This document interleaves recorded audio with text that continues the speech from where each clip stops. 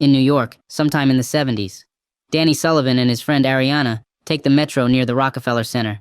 Danny presumably has a gun in his hands, which is later confirmed when he and Ariana chase a strange man through the busy road. From their conversation, it seems Ariana is pushing Danny to kill the man. Why? We do not know. Who? We do not know. When things come to pass, Danny freezes and the man scampers. Ariana tries to shoot him but hits him in the shoulder once before dropping the gun and giving chase. The police are quick to react and they chase Danny, who picks up the gun for some reason and runs. Danny gets back home and meets Yitzhak, a big, scary-looking bald man. He threateningly asks about Ariana's whereabouts, but Danny says he doesn't know.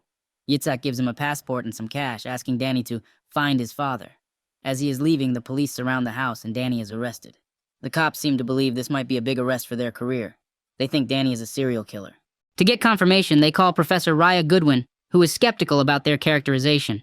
She doesn't see the necessary signs, but still agrees to talk with Danny. Once seated, she asks Danny to tell her about how and when he met Ariana, which it turns out was in the spring of 1977. Danny was a quiet, sad, and moody teenager, having trouble at home with his stepfather, Marlon. Candy, Danny's mother, ran out of options and had to settle with the bully. We see that Danny's friends, Johnny and Mike, cared about him deeply. Thankfully, there are no typical high school tropes in episode 1. Danny takes a liking to Annabelle, a transfer student, at a party. She seems piqued by his reserved disposition and asks him if he wants to get high. Since neither has any marijuana, the plan is vitiated. During the conversation, it is revealed that Danny had an identical twin brother, Adam, who died when he was young. Right across their house is a boarding room, which Danny calls the ghost house. Yitzhak moved into that very house back then and introduced himself as being from Israel. Raya mentions that there are some unresolved assaults from that place and time, but Danny isn't able to confirm if that was done by Ariana. Johnny comes up with a plan to further Danny's interest in Annabelle. It requires Danny to steal Marlon's card and PIN code to take out cash from the cash machines, use it to buy pot, sell most of it for a profit, and give Danny enough to get high with Annabelle. Even though they aren't happy with the plan, they go ahead with it. It is close to being bust, but the plan is successful.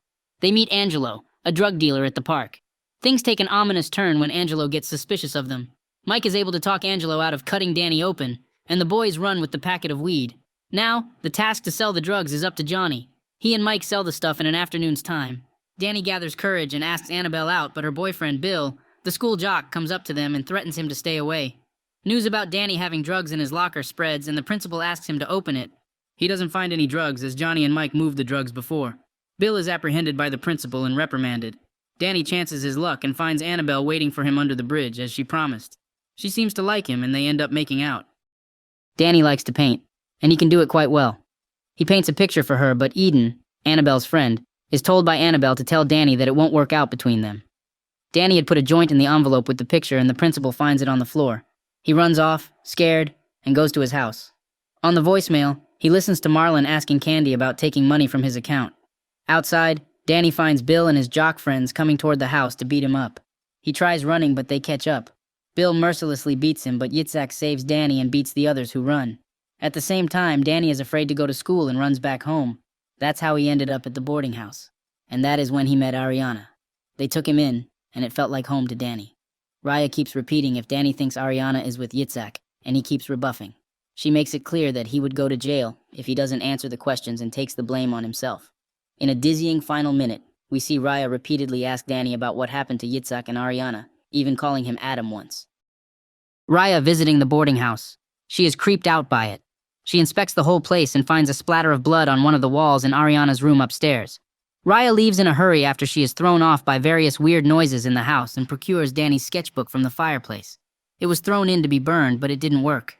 Danny explains that Marlon and his mother came to get him from the boarding house the day after. They insisted he come back at once.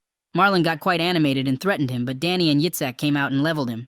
Danny assures Candy that he will be all right at the house and it is his wish to stay. They leave, reluctantly, and Danny begins his journey with his new family. He called Yitzhak's coming into his life a coincidence. The Israeli made the house rules clear to Danny, who just wanted a place to stay. Ariana took a long time to open up to Danny. Their friendship gradually grew, but she was too guarded about her personal details and often was erratic and abrupt with him. Nonetheless, Danny believed that Ariana was a kind person but went through a lot of stuff. She would also mysteriously disappear for whole nights and show up a mess in the mornings. At the supermarket, Danny runs into Annabelle once again, who is in college now. The two make their peace and Danny invites her to a party at his place that night. Johnny and Mike promise to bring weed, alcohol, and some people over so that Danny can finally get his wish. Ariana was introduced to them that night when she sat down to do drugs with them. Danny and Annabelle got closer as the night went on. They were in each other's privacy in Danny's room when Ariana interrupted them and started making out with Annabelle. Danny got out of the way and only saw Annabelle in the morning. There is still some confusion over the respective characters' sexualities as of now. Ariana and Danny hang out afterwards and then even go on to see a movie. While on their way out, Ariana is confronted by a strange man called Benny, but she violently pushes him away, curses Danny, and runs off on her own. In reality, we saw Ariana getting dressed up with heavy makeup and going to rave parties at night. She used to drink, dance, and flirt with strangers of both sexes, indicating she was bisexual. We see her getting intimate with Jerome, a person she had been physical with before. She also gets close to a girl called Grace. As the hours went by, Ariana didn't realize it was morning until after she got out of the club, fighting with Jerome. He professes his love for her, but Ariana breaks his heart and runs away. We see her crying alone in her room for a while and then going to Danny asking for help. In Raya's opinion, she was a liability and her unpredictableness put Danny in danger. She tries to get more answers about who got rid of Ariana, but Danny does not respond. He gets up from his chair all of a sudden. Raya shows Maddie paintings of all the people that Danny mentioned in his stories, from the book she got from the boarding house. Maddie asks her if she thinks those are all Danny's victims. In a past sequence, we see Danny and Raya at a diner after that dreadful morning. While speaking with Raya, he says Ariana's later dialogue led to the New York shooting incident. Ariana mentioned an incident from her past where a friend of her father's took advantage of her. She recalled the horrific ordeal that made her run away from that past. To get rid of that nuisance from Ariana's life, Danny suddenly decided to get hold of a gun. To acquire it, Danny asked Johnny to get him to meet Angelo. Angelo got angry asking for a gun instead of money. He asked for sexual favor instead. Johnny tried to stop Danny, but they parted ways for the time being because of their disagreement. Danny walked up to a place with Angelo, where the man asked Danny to get down on his knees for the favor. Johnny arrived there right at the moment to rescue his friend from this scum. At that moment, Danny also managed to acquire the gun before running away. Back at the boarding house, Danny showed Raya the gun. Danny tells Raya that he stole this gun just for safety purposes and not to use. Sometime after that night, Annabelle arrived at the boarding house asking him to fly a kite with him. They go out chatting about their pasts and future aspirations and had a pleasant time together.